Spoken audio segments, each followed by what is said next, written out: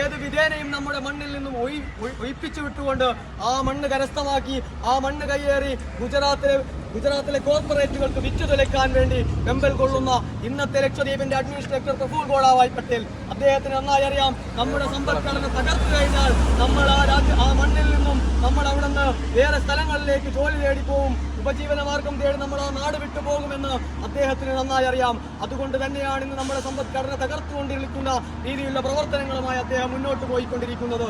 നമ്മുടെ 3000-ൽ അധികം വരുന്ന താൽക്കാലിക ജീവനക്കാരെ പിരിച്ചുവിട്ടു. അതിനുശേഷം 2500-ഓളം സ്ഥിരതസ്തികകൾ കൂടി റദ്ദാക്കാനുള്ള നീക്കത്തിലാണ് ഇന്ന് ഭരണകൂടമുള്ളത്. നമ്മൾ പിടിച്ചു നിന്നിരുന്ന നമ്മുടെ ടൂറിസം സെക്ടർ പോലും നമ്മുടെ ദ്വീപിലേക്ക് പോലും പോകാൻ അനുവാദം തരാതെ നമ്മുടെ ദ്വീപിലേക്ക് പോകാൻ അനുവാദം തരാതെ അവിടെ രാജഭരണം നടത്തിക്കൊണ്ടിരിക്കുകയാണ് അഡ്മിനിസ്ട്രേറ്റർ. ഇത്രയടക്കം അഗത്തിയടക്കമുള്ള ജനവാസമുള്ള ദ്വീപുകളിൽ പണ്ടാരം ലാൻഡ് ആണെങ്കിലും അല്ലെങ്കിലും നമ്മുടെ ലാൻഡുകൾ പിടിച്ചെടുത്തുകൊണ്ട് സ്വന്തം താല്പര്യങ്ങൾക്ക് വേണ്ടി മാളിക പണിയാൻ അദ്ദേഹം മുന്നിട്ടിറങ്ങിയിരിക്കുകയാണ്. നമ്മുടെ നിലനിൽപ്പിനെ പോലും ബാധിക്കുന്ന ഈ ഒരു സാഹചര്യത്തിൽ കണ്ണും കെട്ടി